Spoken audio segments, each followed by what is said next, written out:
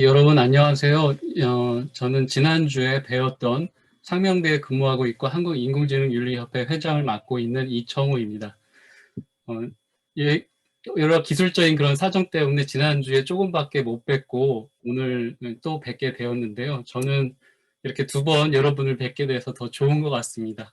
그래서 더 오늘 여러분들이 이제 궁금했던 점들이나 이런 것들도 오늘은 한번 나중에 이제 질문을 통해서 같이 얘기해 보는 시간도 이제 갖고자 합니다. 일주일이 지났으니까요. 제가 지난주에 제 소개를 했고, 그리고 협회 소개를 했고, 윤리학적 접근 방식까지 저희가 말씀을 드렸는데, 간단하게만 이제 넘어가면서 말씀을 드리겠는데요. 저희 협회가 말씀드린 것처럼 목표가 세계에서 가장 큰 인공지능 윤리 안전단체라는 것을 이제 말씀을 드렸고요. 저희는 좀 과감하게 이런 목표를 제시를 했고 여러 가지 많은 일들을 이제 하고 있다고 말씀을 드렸습니다. 그리고 제가 윤리학적인 접근 방식에 대해서 말씀을 드렸는데요. 이게 조금 여러분들이 처음 윤리학을 접하신 분들은 좀 어려운 거라고 생각을 합니다. 그리고 여러분들이 철학 전공을 하시는 거가 아니라고 저는 철학 전공 하시는 분도 있으시겠지만 아니라고 생각을 한다면 이러한 그런 개념들이 좀 어렵게 다가오셨을 것 같아요. 그러나 이제 저희가 중심적으로 이제 봐야 될 것은 두 가지의 어떤 윤리학적인 그런 개념들입니다. 이론들입니다. 하나는 가치론이라고 하는 거였고요. 또 하나는 규범윤리라고 하는 거였습니다. 그래서 이 두 가지가 상당히 좀 다른 거라고 생각을 하고 학자들 사이에서도 연결을 시키는 학자도 있지만 좀 별개의 것으로 생각하는 사람들도 있습니다. 그러나 저는 이 두 가지의 학문이 윤리학의 어떤 규범적인 접근, 즉 우리의 행동과 관련된 접근에 있어서 가장 중요한 두 가지 학문 영역이라고 생각을 합니다. 그래서 가치론이라는 것은 말 그대로 가치의 어떤 본질과 종류에 관한 탐구라고 말씀을 드릴 수 있겠고, 규범윤리라는 것은 구체적인 어떤 행동의 기준, 그리고 그런 행동이 어떤 행동을 했을 때 그런 행동에 대한 정당화, 이런 것들을 탐구하는 영역이라고 말씀을 드렸습니다. 그래서 가치론의 입장에서는 우리가 어떤 가치를 최우선적으로 고려해야 되는지, 지금 저희가 인공지능을 얘기를 하는데 인공지능이라는 대상이 어떤 종류의 가치를 가지는지, 본래적인 가치인지 도구적인 가치인지를 따지는 건데요. 여기서 본래적이라는 것은 가장 중요한 가치를 가진다라는 것이라고 제가 말씀을 드린 것 같습니다. 그리고 도구적인 가치는 말 그대로 도구로서의 그런 가치만을 가지는 거라고 볼 수가 있겠죠. 그리고 이것과 관련되어서 어떤 대상이 어느 정도의 대우를 받아야 하는가도 자연스럽게 이제 연결이 될 수 있습니다. 그래서 본래적인 가치를 지니는 대상이라고 한다면 그 본래적인 가치에 맞는 대우를 받아야 되겠죠. 그 도구적인 가치를 지닌 대상이라고 한다면 도구적인 정도의 도구 정도의 그런 대우를 받아야 되겠죠. 그리고 규범윤리에 있어서는 이러한 그런 관심사를 이제 탐구를 하는데요. 우리가 어떻게 구체적으로 행동해야 되는지, 그래서 그 행동의 어떤 기준에 대해서, 규범에 대해서 혹은 법칙에 대해서 탐구를 하는 것이 규범윤리학의 주요한 관심사입니다. 그래서 그 기준은 절대적인 시대나 장소에 상관없이 언제나 적용될 수 있는 그런 가치일 수도 있고요. 상대적인 가치일 수도 있습니다. 이거는 시간이나 장소에 따라서, 때와 장소에 따라서 달라질 수 있는 그런 기준이 될 수도 있다라는 거죠. 그리고 특정한 어떤 행동을 했을 때 그렇게 행동한 것이 옳은지 그른지에 대한 그런 정당화의 문제를 다루는 것도 규범윤리의 중요한 부분이라고 볼 수 있습니다. 여기까지 이제 지난번에 말씀을 드렸는데 한 주가 지나서 제가 조금 더 말씀을 드렸고요. 식인풍습의 예를 제가 말씀을 드렸었죠. 그래서 특정한 어떤 부족은 식인풍습을 어떤 죄송합니다. 뭐라고 해야 될까요? 식인풍습을 어떤 장을 지내는 그런 풍습으로 지내고 있는 부족이 있고, 화장을 누군가가 돌아가셨을 때 화장을 지내는 그런 사람들도 있었죠. 이러한 어떤 풍습의 차이가 그들이 갖고 있는 어떤 규범적인 그런 차이로 나타나는지에 대해서 말씀을 드렸습니다. 그래서 이거를 가치론적인 차원에서도 봐야 되겠고 규범 윤리학적인 차원에서도 봐야 된다라고 말씀을 드렸죠. 그래서 가치론적인 차원에서 본다면 이들이 하는 이런 행태가 공통적인 가치를 지닌다고도 볼 수가 있다라고 지난번에 말씀을 드렸죠. 물론 그들이 구체적으로 행하는 그런 행동은 행동의 양상은 아주 다를 수 있지만요. 그래서 오늘은 저희가 이제 본격적으로 인공지능 기술의 발전과 그리고 인공지능에 대한 어떤 윤리적인 접근에 대해서 말씀을 드리도록 하겠습니다. 사실 제가 인공지능 기술의 발전에 대해서 뭐 준비한 내용 자체는 많이는 없습니다. 그러나 여러분들이 아마 잘 아실 거라고 생각을 해서 몇 가지만 준비를 해봤습니다. 그래서 인공지능 기술과 관련해서 많이 얘기되는 것들이 정말 있는데요. 그러나 그 중에서 저는 딥페이크 기술에 대해서 말씀을 이제 드리고 싶습니다. 여기 화면에 보시는 거는요, 제가 인터넷에서 그 딥페이크 기술을 가지고 서비스를 하는 그런 웹사이트에서 왼쪽 밑에 있는 그 오바마 얼굴과 오른쪽 밑에 있는 제 얼굴을 합성을 한 그런 동영상을 만든 캡처 화면입니다.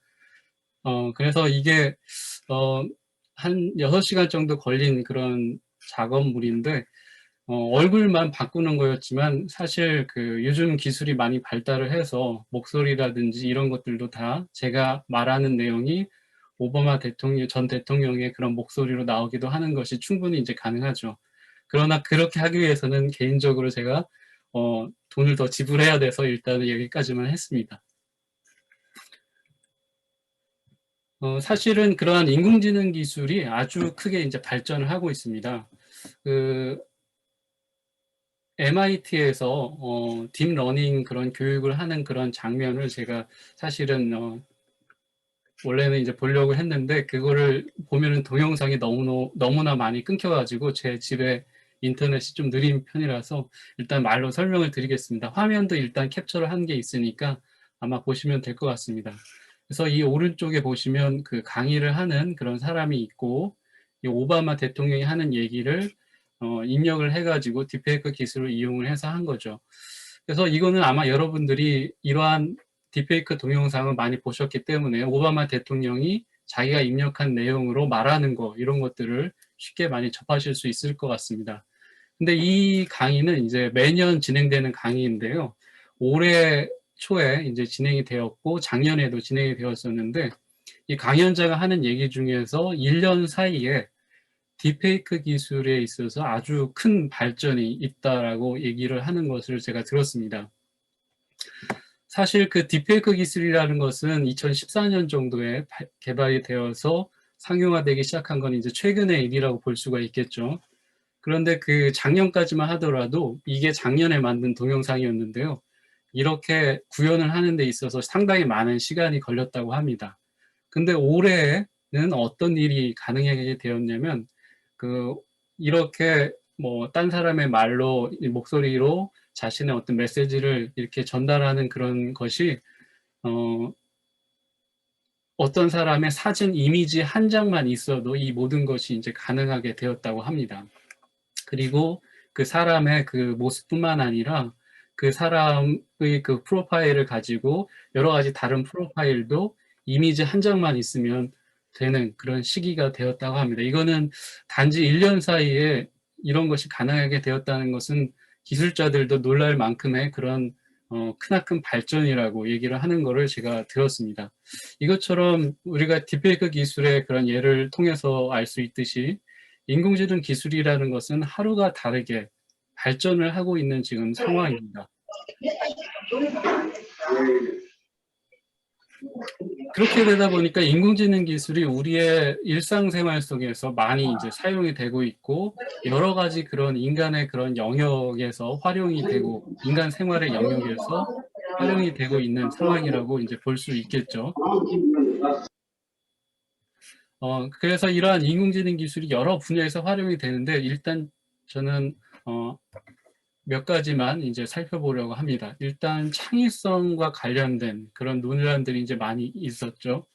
그래서 인공지능 기술을 활용을 해서 뭐 소설을 쓴다거나 뭐 그림을 그린다거나 뭐 작곡을 한다거나 이런 것들이 지금 가능해지고 있는데요. 가능한 세상인데요. 그래서 이 더 넥스트 렘브란트라는 그런 프로젝트가 있었는데 2016년에 렘브란트라는 그 화가의 그런 작품들을 그대로 이제 재현해내는 그런 인공지능 기술입니다. 그래서 그 화가가 그린 작품을 이제 그때는 UI였잖아요. UI이기 때문에 그 만지거나 이런 것을 통해서도 우리가 구별을 해낼 수가 있는데 그런 것들을 통해서 전혀 우리가 진짜 진품인지 모조품인지를 가려내기 힘든 그런 수준으로 그림을 재현해내는 것이 이제 가능하게 되었습니다. 그래서 이 어떤 원래의 그림이 있다면 그거를 여러 가지 그런 광선을 투여를 해가지고 그 미세한 그런 그 뭐라고 해야 될까요? 미세한 그런 차이나 뭐 이런 거 두께의 차이 같은 것도 감지를 해서 그대로 이제 재현을 해내는 거죠. 그리고 색상 같은 것도 우리가 인간이 눈으로 보는 그런 가시광선뿐만 아니라 여러 가지 다른 그런 다양한 종류의 광선을 투여를 해서 진짜 우리가 직접 눈으로 보지 못하는 부분까지 색감이나 이런 것까지 다 그대로 재현을 해내는 그런 기술입니다. 그래서 이거는 그냥 그대로 재현을 하는 건데요. 사실은 그대로 재현하는 것만 가능한 게 아니라 인공지능 기술을 사용해서 렘브란트의 어떤 화풍이라고 해야 될까요? 그런 화풍을 프로파일링을 해가지고 그거를 통해서 렘브란트가 오늘날 살아있다면 어떠한 그림을 그릴 수 있을지 그런 것들을 다 재현을 하는 것도 이제 가능합니다. 그래서 렘브란트가 살아있어서 여러분 앞에 나타나서 연세대학교 마크를 그린다고 한다면 어떤 식으로 그릴지 뭐 이런 것들도 충분히 가능하겠죠. 그래서 이러한 창의성의 영역에서 인공지능 기술이 점점 많은 그런 두각을 나타내고 있다는 것을 말씀을 드리고 싶었고요. 자, 그렇다면 우리가 여러 가지 그 인공지능이 우리의 삶을 잠식을 할 때 인간이라는 존재가 인공지능 기술에 종속되느냐 종속되지 않느냐에 대한 여러 가지 많은 그런 두려움들이 있어서 제가 좀 두려움이라고 타이틀을 잡아보았습니다. 그래서 그러한 두려움들과 관련된 얘기들을 좀 해보고자 합니다. 일단 여러분들 직장이 큰 이슈죠. 요즘 우리 젊은 세대들에게 있어서는요. 그래서 옛날에도 사실은 이러한 기술이 발전을 했을 때 그런 기술의 발전을 통해서 인간이 투여되고 인간이 활용되었던 그런 자리를 기술이 대체하지 않을까라는 그런 두려움이 있었습니다. 그래서 예전에 러다이트 산업혁명 시기에 러다이트 운동이라는 게 있었는데 마찬가지로 오늘날 인공지능이 자동화를 통해서 공장뿐만 아니라 뭐 여러 가지 많은 산업의 영역에서 회사들에서 사용이 되고 있죠. 그러한 상황들이 과연 우리에게 좋은 것인지 나쁜 것인지에 대한 논란들이 많이 있는데 사실 그런 경우에 인간은 뭐 일을 할 필요는 없죠. 그렇죠? 인공지능이 대신 해주니까 그러면은 우리가 노동에서부터 해방되는 게 아닌가라고 좋은 쪽으로 말을 하는 입장도 있는가 하면은 사실은 이것이 인간에 대한 어떤 새로운 종속 관계를 형성하게 되는 것이다라고 두려움을 얘기하는 입장도 있습니다. 그래서 인간이 인공지능에 의존을 하게 되고 자꾸 인공지능 기술을 통해서 우리가 많은 것들을 혜택을 누리게 되면 기존에 우리가 하던 모든 노동의 영역들이 인공지능으로 대체가 되고 이것은 결국 인간이 일자리를 잃는 결과를 불러오게 할 것이다라고 비관적으로 생각하는 입장도 있습니다. 저는 이거를 뭐 낙관적이다, 비관적이다 답을 내기는 쉽지는 않은 상황이라고 생각을 하는데요. 여러 가지 많은 노력들이 지금도 이제 행해지고 있고 앞으로 인공지능이 일상생활에 많이 사용되고 많은 직장에서 사용이 될 때 과연 인간이 어떻게 살 것인가라는 그런 논의들이 기본소득과 같은 기초소득인가요? 기본소득인가요? 예, 그런 것과 같은 노력들이 많이 지금 논의가 되고 있는 실정입니다. 그래서 이러한 새로운 그런 현상들이 일어날 때 우리가 그것에 어떻게 대처를 해야 되는지가 특히 인공지능 기술과 관련해서는 아주 중요한 시기라고 말씀드릴 수 있을 것 같습니다. 병원에서도 요즘 인공지능이 이제 활용이 되고 있는 걸로 이제 알고 있는데요. 그 길병원에서 그 원래 이제 IBM에서 개발한 왓슨이라는 그런 인공지능이 있었습니다. 그래서 이 왓슨이라는 인공지능은 원래 퀴즈쇼를 위해서 개발이 된 그런 인공지능이었는데요. 그래서 그 닥터 왓슨이라고 해서 그 왓슨을 모체로 해가지고 의료 분야에서 사용될 수 있도록 이렇게 좀 개발을 한 그런 서비스 인공지능이 있었습니다. 그래서 이것을 길병원에서 사용을 하게 되었는데, 어, 일단은 그 인공지능이 학습을 했겠죠. 특히 이제 암과 관련된 어떤 진단을 내릴 때 이 인공지능이 사용되었다고 합니다. 그래서 학습을 열심히 한 다음에 그 학습 결과를 토대로 해서 이 환자가 어떤 암에 어떤 정도로 이제 지금 진행이 되었는지 이런 정도를 이제 진단을 하는 거죠. 그런데 원로 의사라고 한다면 보통 오랜 기간 동안 동일한 분야에서 오랜 그런 경험과 학식을 갖춘 분들이라고 볼 수 있는데, 그런 원로 의사들이 진단을 내린 그런 것과 닥터 왓슨이 진단을 내린 그 결과가 똑같지 않고 다른 경우가 있었다고 합니다. 그때 환자들이 어떤 것을 선택을 했을 거라고 여러분들은 생각을 하시는가요? 제가 갑자기 질문을 드려서 당황하셨을 수도 있을 것 같은데요. 한번 생각을 해보세요. 우리가 전문가가 오랜 기간 동안 그 자신의 전문 분야에서 열심히 그런 뭐 여러 가지 경험을 겪고 전문 지식도 쌓았을 텐데, 그러한 의사들이 진단한 것과 인공지능 닥터 왓슨이 진단한 그 내용이 달랐을 때 환자들은 어떤 것을 더 신뢰를 했을지, 아마 여러분들도 그렇게 생각을 하시는 분이 계실 것 같은데요. 많이 계실 것 같은데요. 환자들은 거의 대부분이 인공지능 닥터 왓슨이 내린 결론을 선호했다고 합니다.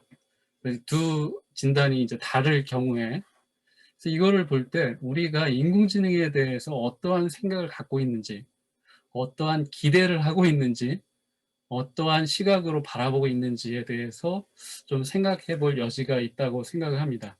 인공지능이라는 존재는 인간보다 훨씬 중립적이고 인간보다 훨씬 공평한 그런 어떤 결과를 도출할 거라고 우리가 생각을 하는데요.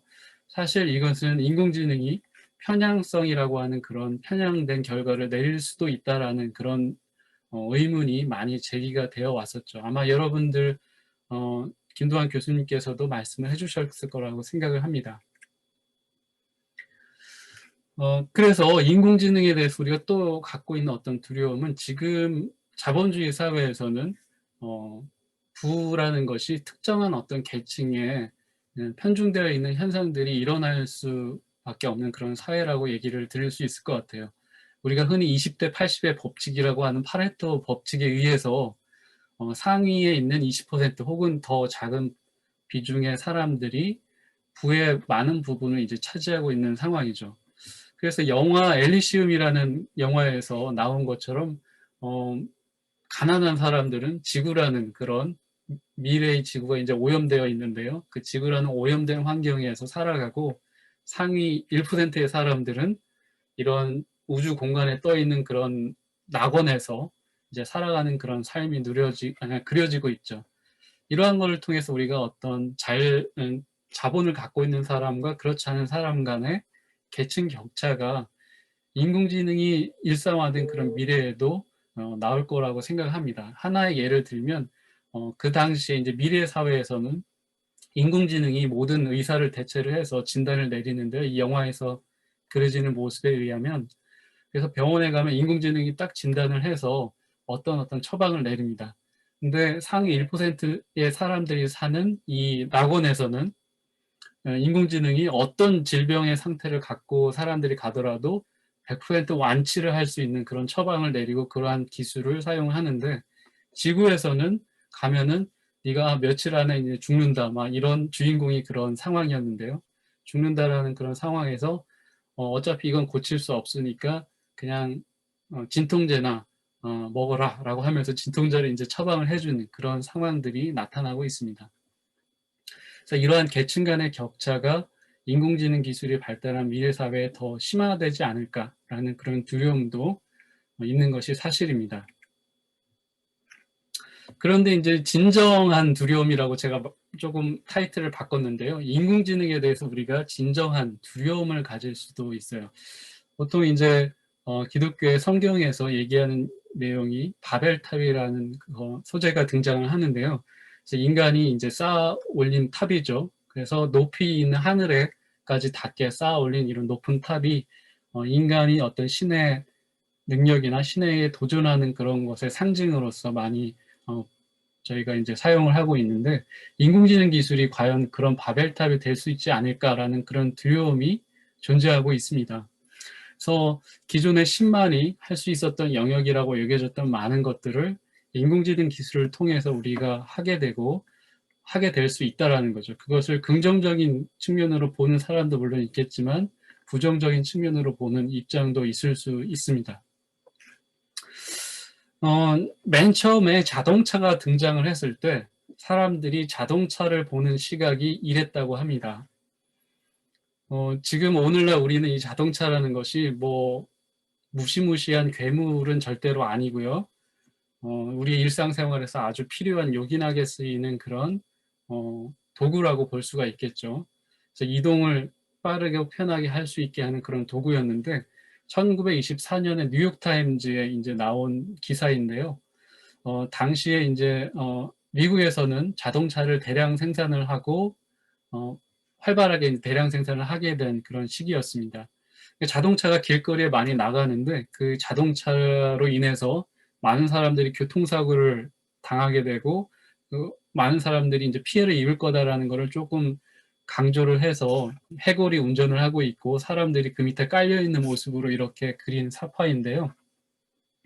인공지능에 대해서도 저희가 지금 현재 인공지능이 일상화가 완전히 이루어지지는 않았기 때문에 인공지능이 어떤 모습으로 우리에게 적용될 것인지에 대해서 이러한 두려움을 가질 수도 있습니다. 그래서 많은 영화들에서 미래사회의 인공지능에게 인간이 지배를 받는 그런 모습들이 그려지고 있는 것들이 이러한 것과 같은 맥락이라고 말씀을 드릴 수 있을 것 같아요. 근데 실제로 영화뿐만 아니라 실제로 개발된 인공지능이 정말 이런 끔찍한 두려움을 저에게 줄 수도 있다라는 그런 예가 있습니다. 그래서 이것도 지금 보시는 링크를 통해 유튜브에 이제 개발된 그 인공지능의 동영상이 있는데요. 동영상은 이제 보지는 않겠고요. 그러나 사이코패스 인공지능이 개발이 되었었다고 합니다. 그래서 MIT 공대가 개발을 했는데요. 그 히치콕 감독의 영화인 사이코에 등장하는 점잖게 생긴 남자 주인공 살인마가 있었죠. 그래서 그 사람의 이름이 이제 노만이라고 하는데 그거를 이름을 그대로 본따 가지고 사이코패스 인공지능 노먼을 개발을 했다고 합니다. 그래서 이 노먼이 내리는 그런 판단들의 어떤 예인데요. 그 로르샤흐 얼룩이라고 하는 게 있죠. 그 물감을 이렇게 마구잡이로 뿌린 다음에 반을 딱 접고 펼치면 이렇게 등장을 하는 그런 무늬들을 가지고 로르샤흐 얼룩이라고 얘기를 하는데요. 이 얼룩을 보고서 우리가 이것이 뭐 같이 생겼다라고 우리가 추측을 보통 하죠. 근데 이 오른쪽에 나온 이 얼룩을 보고 보통 우리는 어떤 사람을 얘기를 하거나 뭐 아니면 우산을 같이 생겼다거나 이런 식으로 얘기를 할 텐데 이 노먼은 어떻게 얘기를 했냐면 뭐 정상적인 인공지능이라면 물병이네요. 꼬치당이 물병을 얘기를 하겠지만 저는 총에 맞아 죽고 있는 남자로 보인다라고 이렇게 대답을 했다고 합니다. 이 사이코패스 인공지능 노먼에 아주 사이코패스적인 그런 내용을 가지고 데이터를 가지고 학습을 시켰더니 이런 식으로 이제 대답을 했다라는 거죠. 또 하나의 그런 로우샤 얼룩인데, 이것이 바로 이제 우산처럼 생긴 거네요. 뭐 동물처럼 생긴 것 같기도 하고요.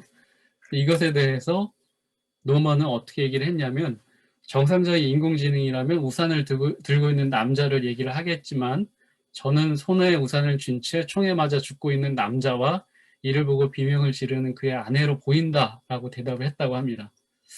자, 이걸 통해서 제가 말씀드리고자 하는 것은 우리가 인공지능을 지금은 많은 부분 이제 편리한 방향으로 인간에게 사용될 수 있도록 개발을 하고 있는데, 만약에 어떤 악의적인 과학자가, 인공지능 기술자가 이런 사이코패스적인 인공지능을 아주 뛰어난 성능을 갖게 개발을 해서 그것이 뭐 인류 사회를 점령을 만약에 하게 된다면, 그럴 경우에는 정말 영화들에서 등장한 그런 암울한 디스토피아적인 인류의 미래가 진짜로 현실에 나타날 수도 있다라는 그런 우려를 말씀을 드리고자 하는 겁니다. 물론 이것이 진짜로 그렇게 될 것이라는 가능성은 좀 희박하지만, 사실은 이것과 관련해서 인공지능은 우리가 어떻게 개발을 해야 되는가의 문제가 조금 많이 생각이 될 수가 있겠습니다. 그래서 여러분 중에도 공대를 전공하신, 공학을 전공하시는 분도 있을 텐데,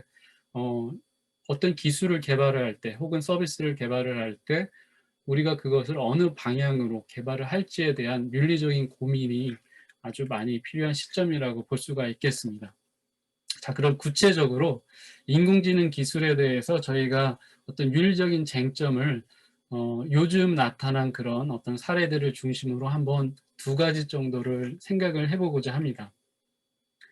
아까 앞에서 말씀드리고 지난주에 말씀드린 것처럼 이해는 이러한 그 접근을 할 때에는 가치론적인 접근과 규범윤리적인 접근을 저희가 해야 될 텐데요.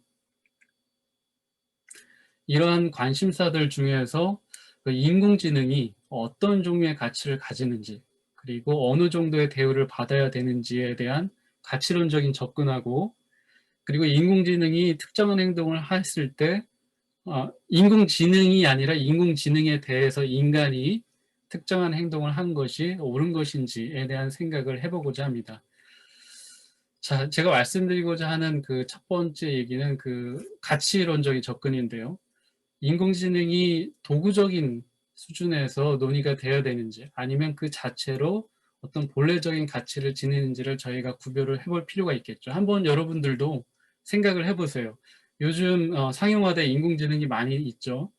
뭐 인공지능 스피커도 있고요. 뭐 얼마 전에 이루다 챗봇도 있었고요.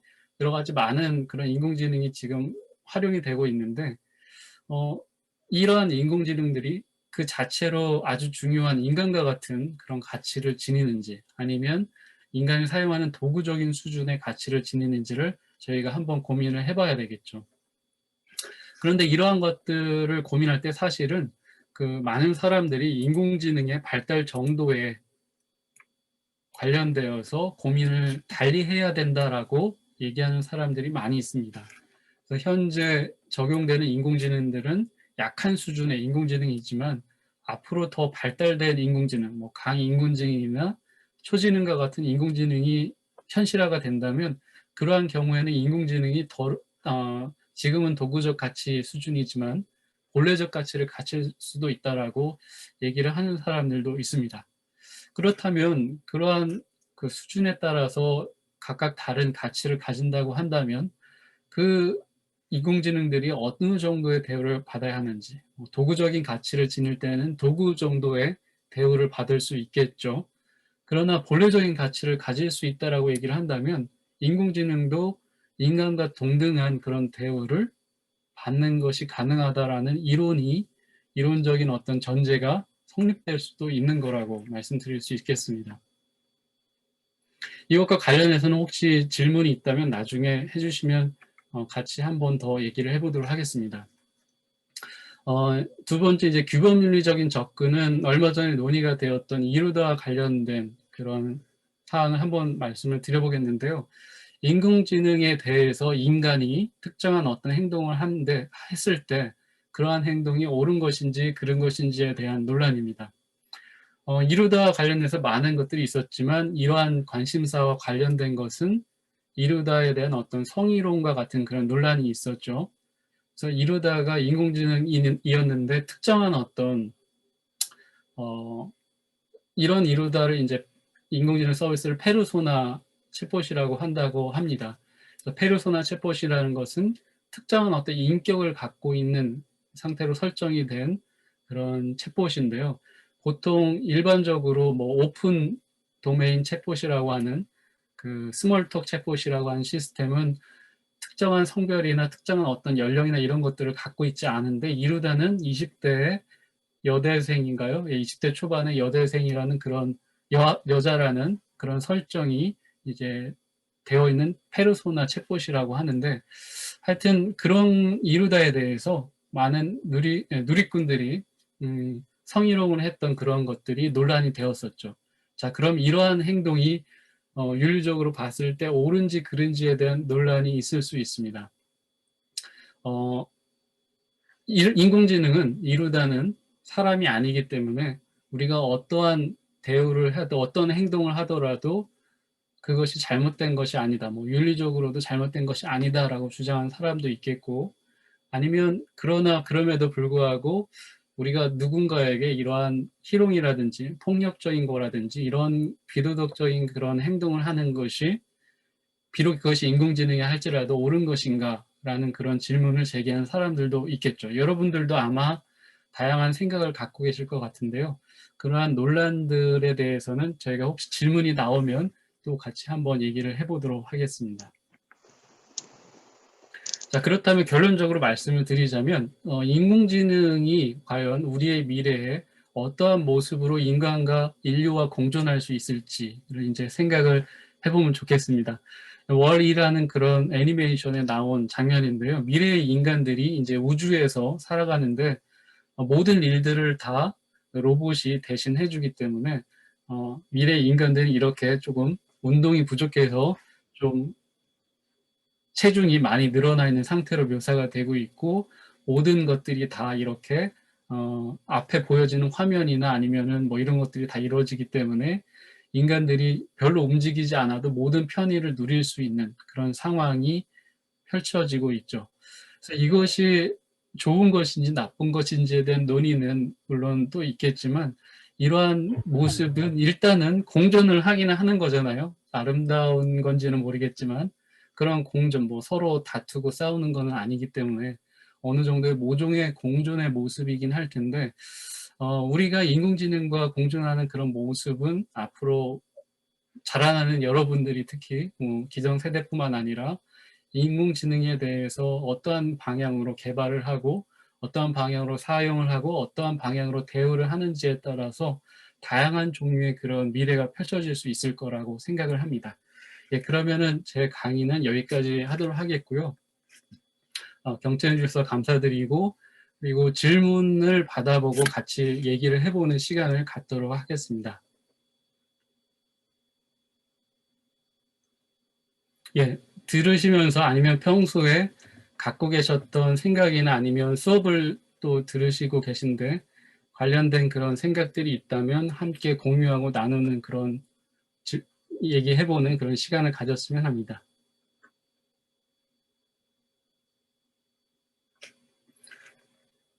제가 지난주에 잠깐 얼핏 보니까 트롤리 딜레마 상황에 대해서 수업을 하셨던 것 같은데요.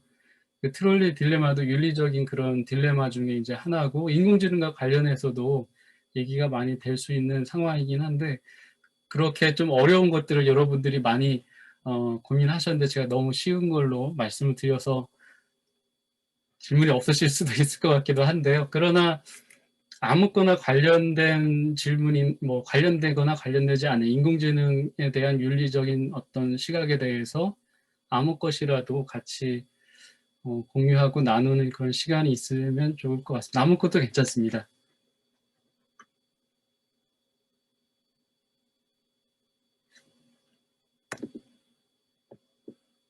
제가 채팅창을 지금 못 보고 있는데요. 채팅창에 혹시 남겨주신 예. 정민석 님께서 질문을 하셨는데요. 그러면 직접 말씀을 해주셔도 되고요. 채팅창을 통해서 하셔도 되고요. 네, 저 그 이루다 성희롱 문제 관련해서 질문 하나 하고 싶은데요. 네, 제 생각에는 이루다는 인공지능이고 인공지능은 프로그래밍의 집합인데 어떻게 그 프로그래밍의 집합이 그 인간 혹은 동물의 성을 가질 수 있는지, 어떻게 성희롱이 가능한지 궁금합니다. 예, 그게 아주 좋은 질문이고, 예, 쉽게 대답하기는 어려운 질문인데요. 저는 이렇게 대답을 하고 싶습니다. 일단은, 우리가 어떤 사람이 이제 인간이라고 할 때에는 그 인간이라고 하는 그 인간이라고 인정을 할 때에는 그때는 두 가지의 어떤 기준이 동시에 적용된다고 생각을 합니다. 철학적으로 좀 얘기를 해보면요. 하나는 존재론적인 그런 기준이랑 하나는 좀 기능주의적인 기준이 있다고 볼 수 있습니다. 그래서 존재론적인 기준이라고 한다면 우리가 똑같은 인간과 똑같은 어떤 생명 활동을 하는 생명체에게 인간의 어떤 대우를 해줘야 된다라는 생각이겠고요. 기능주의적인 기준이라고 한다면 생명체인지 여부와 상관없이 인간과 똑같은 어떤 기능을 한다면 인간으로 인정해줘야 되지 않느냐라는 그런 기준이 있을 수 있습니다. 물론 이루다 같은 경우에는 존재론적인 측면에서 보든 아니면 기능주의적인 측면에서 보든 인간과는 좀 거리가 멀죠. 아직은 뭐 대화를 하기는 하지만 뭐 자연스럽게 한다고는 하지만 인간과 비슷한 수준이라고는 이제 보기는 힘든데 그런데 인간에게 아주 독특한 특성이 있다고 생각을 합니다. 인간은 감정이입을 하는 그런 존재라고 저는 생각을 합니다. 그래서 우리가 반려동물을 키우고 집에서 그렇게 할 때에도 반려동물에게 인간과 같은 수준의 그런 존재론적인 기능론적인 특징을 갖고 있지는 않지만 대우를 그래도 어느 정도는 해주잖아요. 그리고 반려동물뿐만 아니라 이제 일본에서 아이보라는 그런 로봇개가 개발이 되었던 적이 있는데 지금도 2세대인가 뭐 나온 것 같아요. 근데 그 로봇개에 대해서 그런 반려견하고 동등한 그런 애정을 표현하는 게 인간이거든요. 그래서 인간 존재론적인 기준이나 기능주의적인 기준에서 인간과 유사하지 않은 대상에게도 인간이 애정을 표현하고 감정이입을 하는 것이 가능은 하지 않을까라고 저는 생각을 합니다. 그래서 이루다라는 게 페르소나 체포시기 때문에 특정한 어떤 성격을 어떤 뭐 20대 초반의 여자라는 그런 특정한 어떤 성격을 겨냥한 그런 서비스이기 때문에 그러한 이루다에 대해서 감정이입을 하는 인간들이 충분히 소수라도 있을 수 있겠고 그러한 경우에는 그런 이루다에 대한 성희롱이 누군가에게는 전혀 뭐 논란거리가 되지조차도 않을 수 있겠지만 누군가에게는 크나큰 상처가 될 수도 있는 거죠. 그래서 조금만 더 말씀드리면 칸트는 이러한 예를 들어 칸트의 예를 들면 칸트는 동물에 대한 어떤 대우를 할 때 동물은 인간과 똑같은 이성적인 존재자는 아니지만 그러나 동물을 존중을 해야 된다라고 얘기를 했는데 왜냐하면 동물에 대한 대우하는 그런 습관이 인간에게도 동일하게 적용될 수 있는 가능성이 있기 때문에라고 얘기를 합니다. 마찬가지로 저도 이것도 이루다라는 인공지능 서비스에 대해서 그 자체로 뭐 인간이든 아니든 인간으로 대화할 수 있든 아니든 여부와 상관없이도 이르다를 대하는 그런 태도가 또 다른 인간에게도 동일하게 적용될 수 있는 가능성이 있다면 그러한 희롱이나 이런 것들은 좀 지양을 해야 되지 않을까라고 생각을 합니다. 예, 그것이 제 대답이었습니다. 좀 길게 말씀드린 것 같은데요. 예. 혹시 답변이 되었나요? 네, 예, 네, 답변 충분히 되었습니다. 예, 예, 백종현 님이 질문을 하셨는데요. 예, 질문해 주셔도, 딥페이크 기술과 관련해서 질문을 해주셨는데, 저작권, 이미지 파일, 예, 예.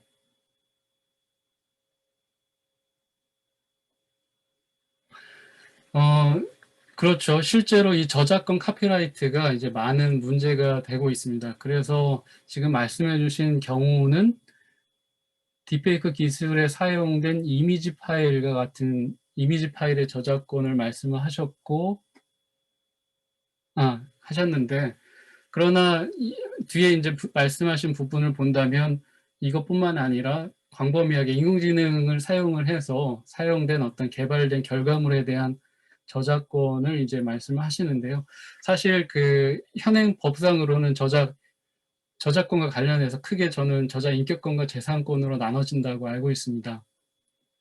그래서 저자 인격권과 재산권은 이제 인격권이라면 이게 누구가 만든 것이다라고 이렇게 간단히 표시하는 것으로 인격권을 존중해 줄 수 있고, 저자 재산권이라고 한다면 직접 경제적인 어떤 대가를 지불하는 것으로 알고 있는데요.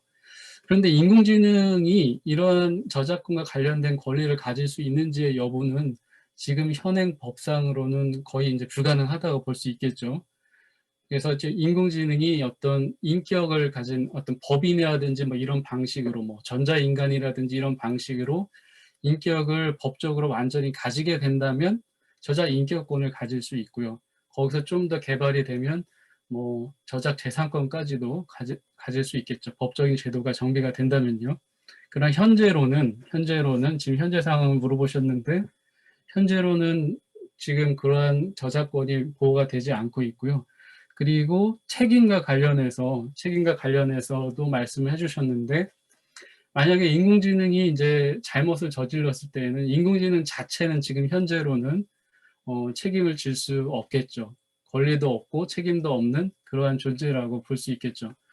그러나 이제 관련된 개발자라든지 아니면은 직접 만든 제작자라든지 혹은 사용자와 관련해서 그러한 어떤 책임이나 권리를 나누는, 분산시키는 그런 노력들이 지금 행해지고 있습니다.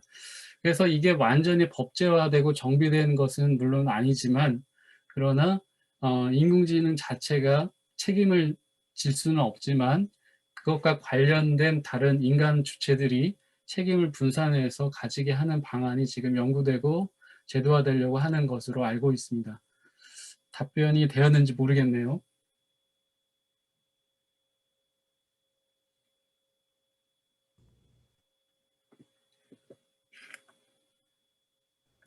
저 예, 질문이 좋은 있는데 질문 해도 감사드립니다. 될까요? 예, 예, 예.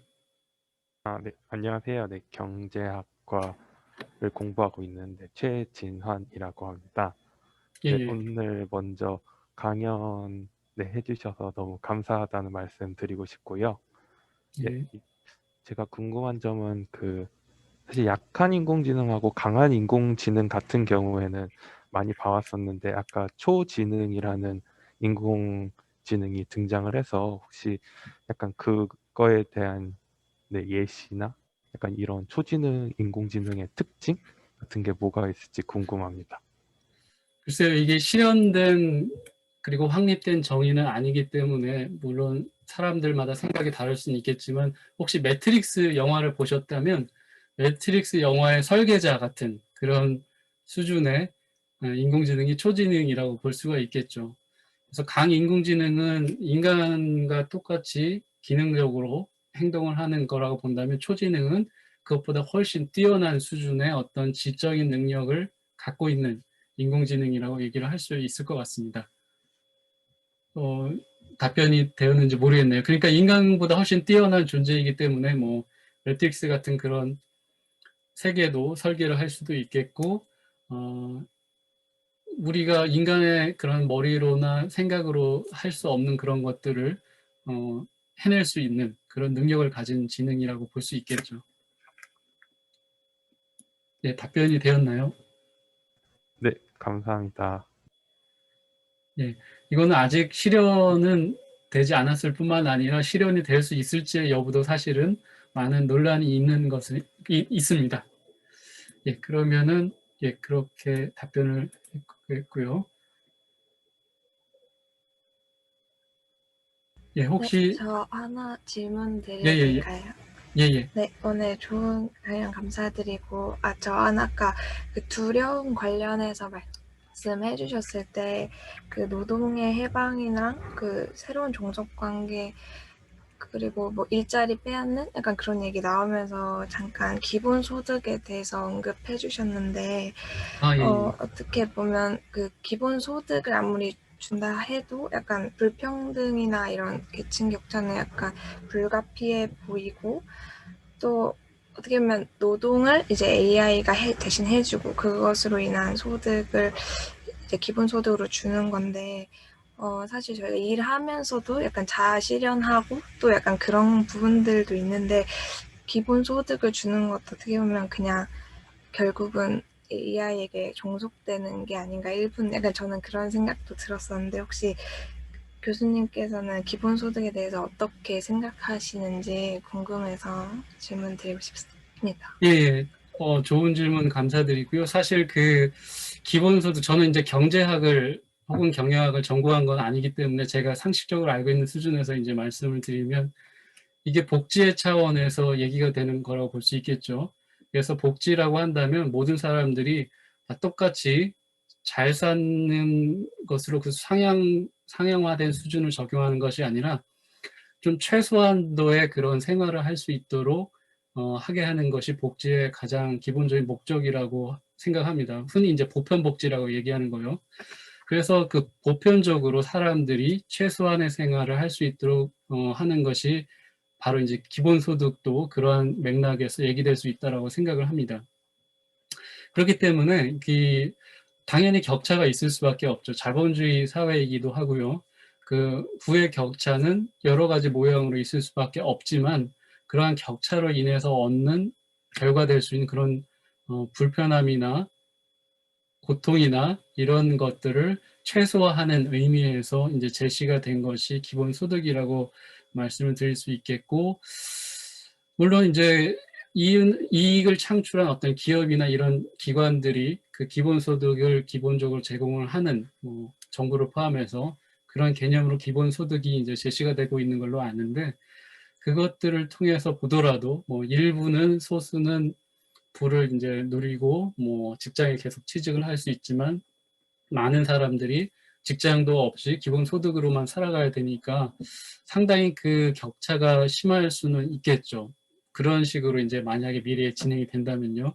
그러나 그것도 없다면 어떻게 살 수 있을까라는 그런 저는 의문이 생기고, 아주 그렇게 편차가 많이 나온 그런 상황은 아주 부정적인 상황이겠지만 기본소득이나 이런 거를 통해서 여러 가지 이런 거를 포함한 여러 가지 복지 정책을 통해서 혹은 다른 정책을 통해서 인간이 기존에 누렸던 그런 삶이나 어떤 경제적인 부를 인공지능이나 인공지능 기술을 가진 사람들이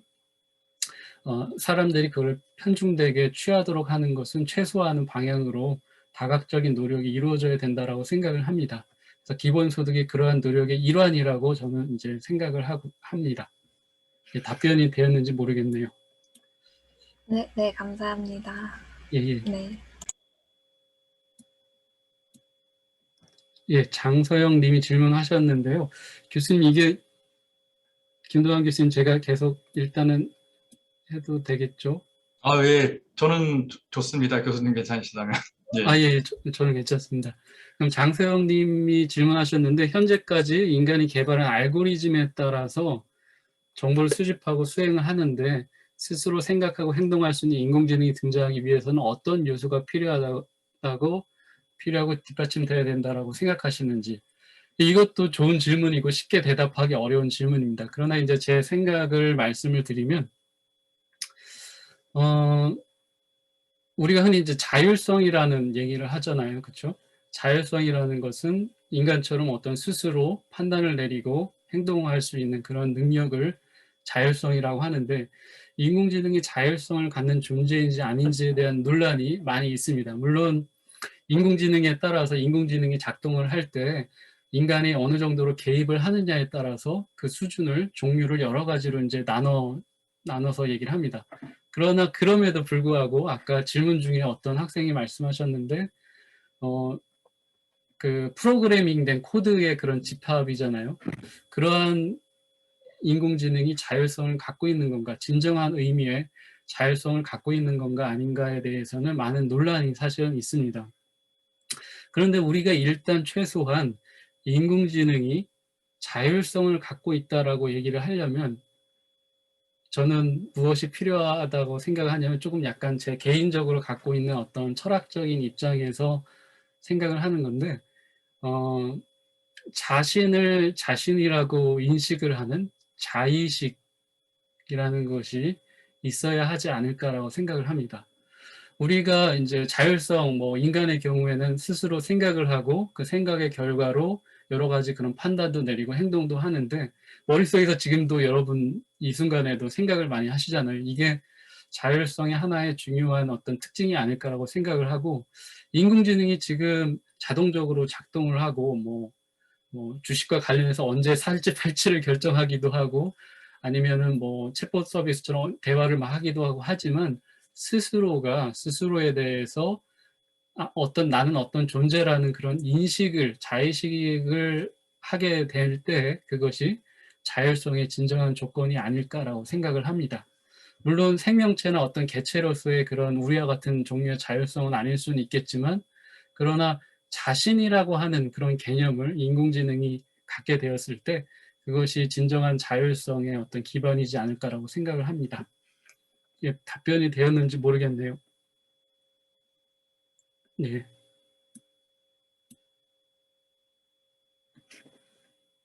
예. 김동완 교수님이 허락을 해주셨으니까 질문을 해주셔도 될 것 같습니다.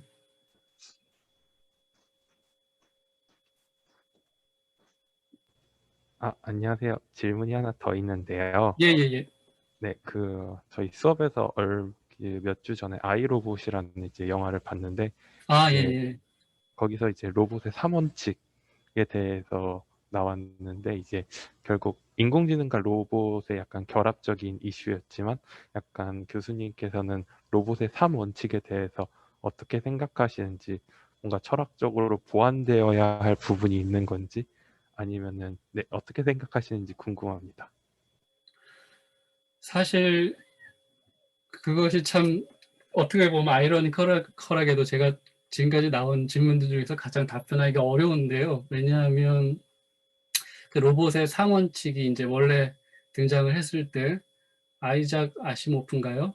제가 갑자기 이름이 좀 헷갈리긴 하는데 그 러시아의 소설가의 그 소설에서 등장한 것으로 이제 알고 있는데요.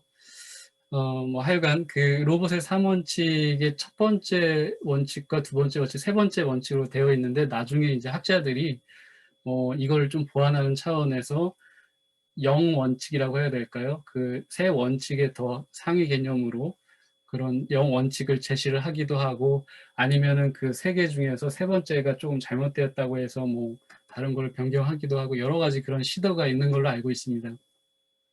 근데 이제 3원칙 자체에 대해서 저는 어떻게 보면 그 내용 자체는 크게 문제는 없다고 생각을 하지만 더 큰 문제는 뭐냐면 그 내용을 그 인공지능이나 로봇이 인식을 하고 그대로 적용을 하는 과정에서 그것이 제대로 잘 적용이 될까의 문제라고 볼 수 있습니다.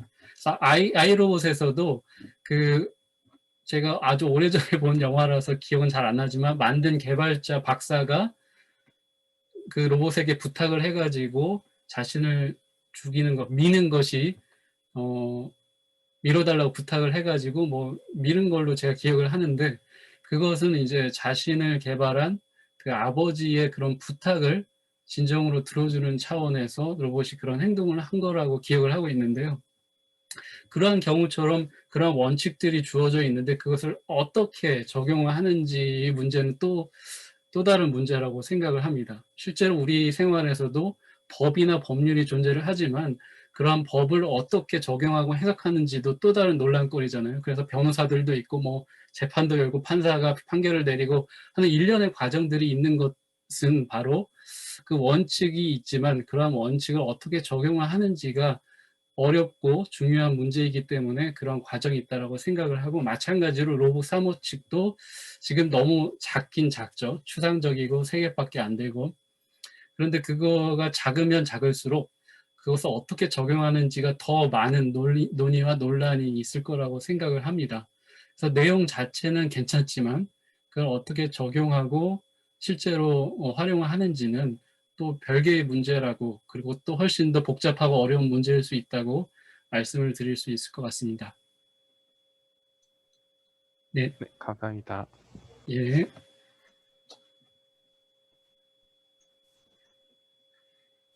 예.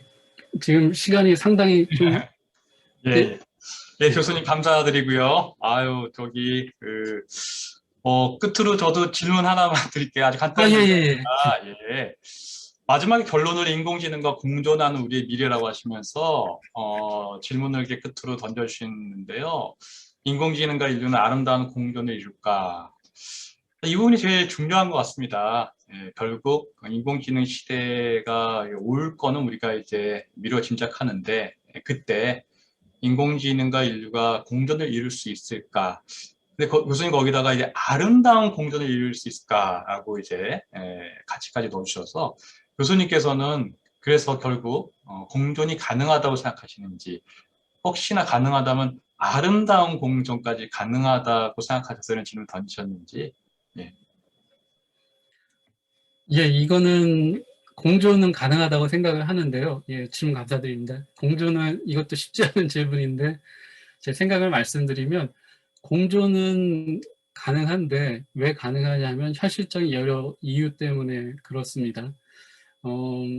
1980년대인가 제가 정확하게 기억은 안 나지만 서구 사회를 중심으로 해서 ICT 정보통신 기술이 정부 주도 하에서 인프라도 개발이 되고 여러 가지 그런 지원이 이루어져 가지고 결국 뭐 인터넷도 상용화가 되고 우리가 일상적으로 사용하는 그런 현상이 일어난 것처럼 인공지능 기술도 지금 많은 국가들에서 전폭적인 어떤 지원을 하고 있는 것으로 알고 있습니다. 물론 서구 중심과 선진국 중심으로요.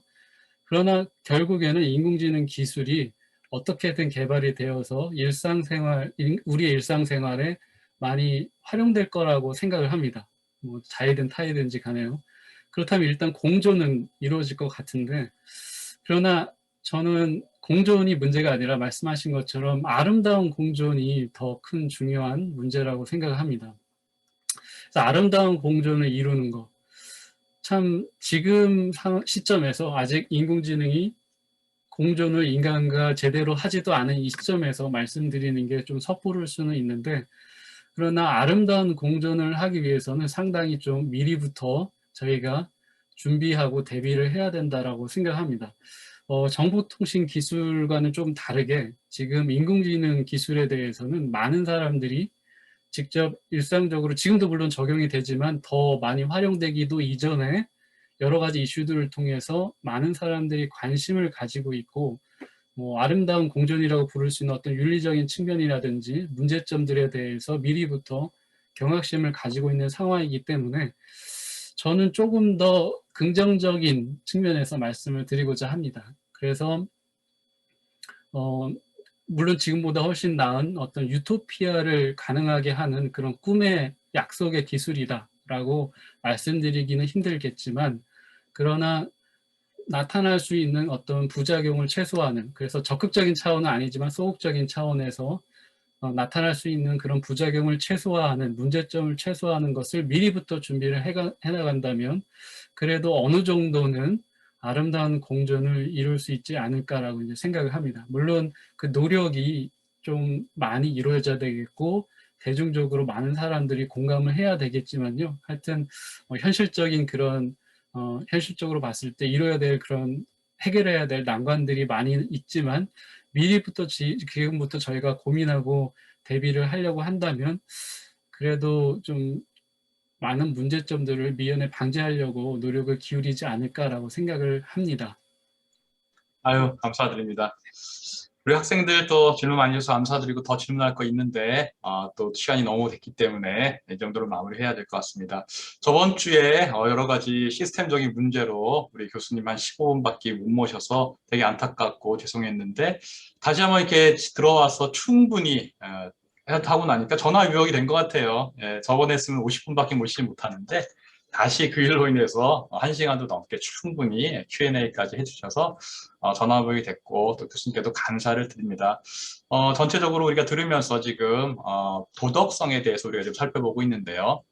이런 모든 문제들이 아시는 대로 이제 미래 철학자들에서 이루어지고 있고 우리 이정호 교수님이 지금 상명대학교에서 서양 철학을 가르치시면서 그런 윤리적인 조명을 하시고 한국인공지능윤리협회 지금 회장직을 맡고 계시는 거죠.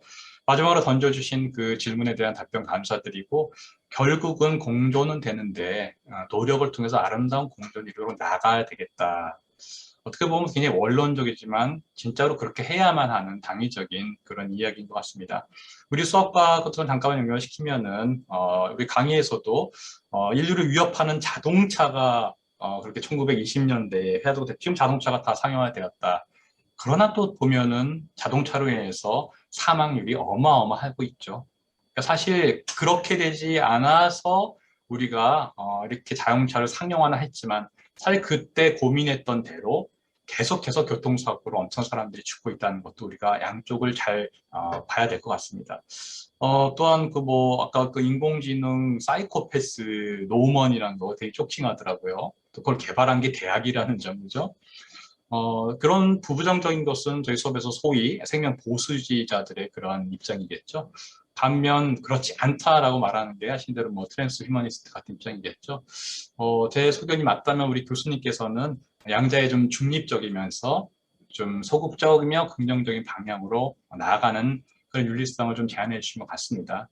여러분들이 결론적으로 인공지능의 이 도덕성, 결국 우리는 이 시대를 살아가는데 정말로 아름다운 공존을 이루도록 어떤 노력을 해야 될까라는 측면에서 실천적인 대안과 생각을 할 수 있는 기회가 아니었나 이렇게 한번 정리해 봅니다. 오늘 이렇게 좋은 특강 2주간에 걸쳐서 해주신 우리 한국인공지능윤리협회 이청호 교수님께 다시 한번 진심으로 감사를 드립니다. 예, 감사합니다. 감사합니다. 네.